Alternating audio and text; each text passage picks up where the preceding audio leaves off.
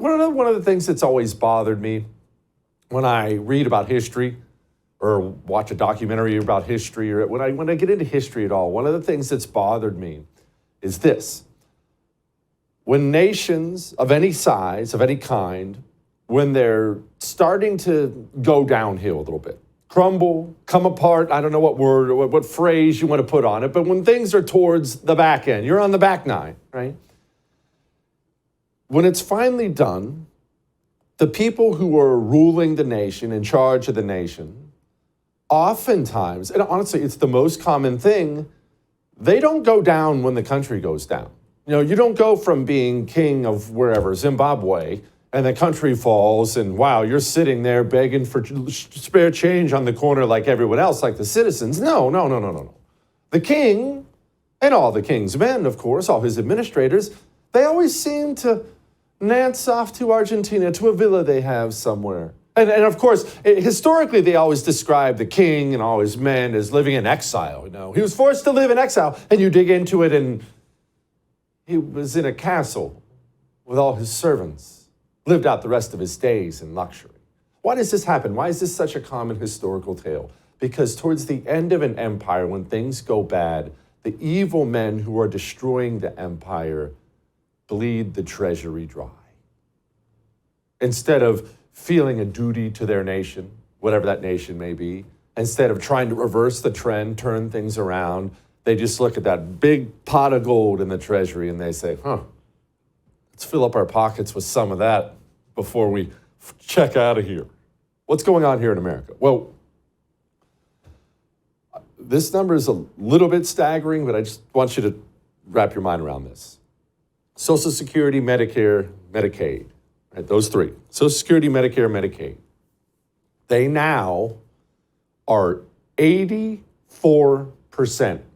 of total revenue. Now, I'm not going to bore you with the numbers. They're huge, but just know that our government takes in $4 trillion. It's a little more than that. Our government takes in a little over $4 trillion every year. On those three things alone, government now spends 84% of that $4 trillion on those three things, and that number is increasing. It's not as if it's staying right there. That number is going up. So what does that mean? Well, you want a military? Think that's important? Any of the other duties the federal government has? They're all lumped into that teeny tiny 16% that is left. I mean, my goodness, this year alone, the interest on the debt will exceed defense spending. Let me repeat that again so you understand that. All those ships, all those planes, all those missiles, all those bases, all those troops, all those uniforms and bullets and bombs, the interest on the national debt, just paying the interest, you're not touching the principal payment, the interest, it will exceed our defense spending in this country. What's happening right now is, all right, I don't want to say late stages, but I'm going to put it this way. I don't know what America is going to look like 50 years from now, but it will not look like it looks today. Because the debt crisis that's coming, I'm not going to say it's going to end the country. I'm not going to say that. You could come up with in your head a scenario where it could, but I'm not saying that. But it is going to forever alter the life of future Americans. It's coming.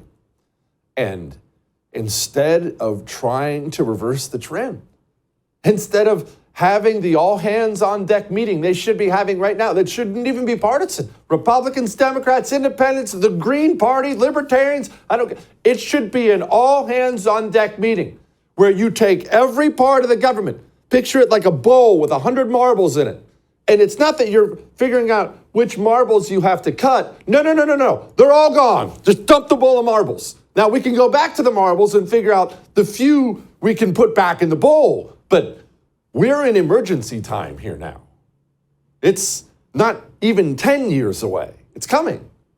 And instead, we are led by the most evil, cowardly, selfish people. The president's bragging about cutting the deficit. It cuts the deficit by $160 billion. $160 billion. I'm serious. Think about it.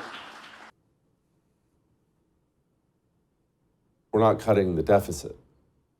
We're spending trillions and trillions more than we're taking in. So what does it mean for you? What does it mean for the country? Well, what do you think it would mean if all the people out there are on Social Security, maybe you yourself are on Social Security, what do you think it would mean for not just them, for the United States of America, if everyone on Social Security got 20-some% slash in their Social Security check? Pause for a moment before we go to Rand Paul. I just want to lay this out. So the people who rely on it, paycheck to paycheck, when they get their cut, what do? Can they afford the rent anymore? Food? They might have to move in with the kids. How does that alter the entire economy?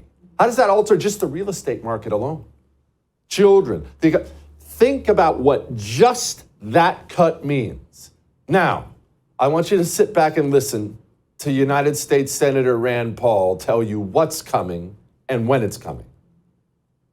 And it's not that I want to have reforms, it's that if we don't have the reforms, there will be no Social Security for the next generation and there will be no Medicare. And it's going to happen pretty quickly.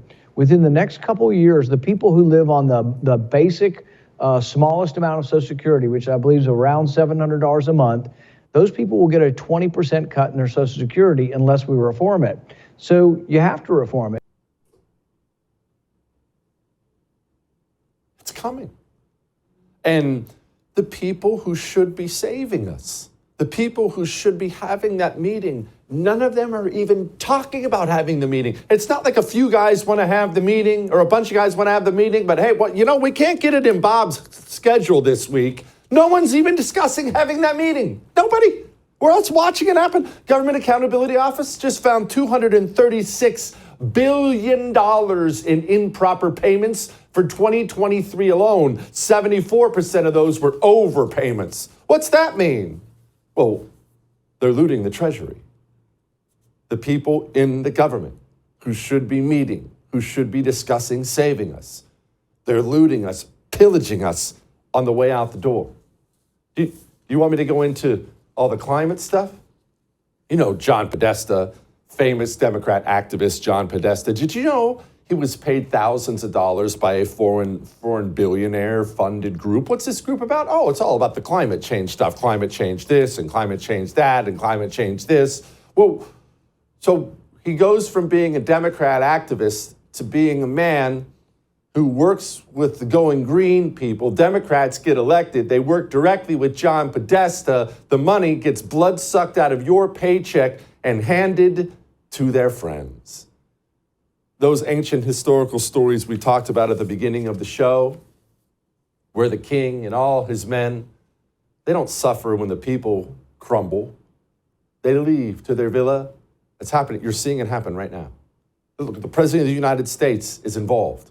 Quote, don't mention Joe being involved. It's only when you are face to face. That is former Joe Biden business partner. That's a text he sent to Tony Bobulinski. So let's keep in mind what all that stuff about, the Tony Bobulinski, Joe Biden stuff. Joe Biden, as United States Senator, as Vice President, and I'm sure now as President of the United States of America, has become highly invested in China, sending all your taxpayer money over to his business friends in China to build solar panels over there, all while destroying the domestic energy production of any kind here in the United States of America. So while you get poorer, while you watch your power bill double, Joe Biden gets more and more dollar signs added to his bank account, looting the Treasury as we go down. Look, all these people care about is money and power. That's it. They don't think like you think. That's what's so criminal. They don't think about America. They don't get misty when the national anthem is playing. Do you remember why the strategic oil reserve has been emptied? Do you remember why that happened?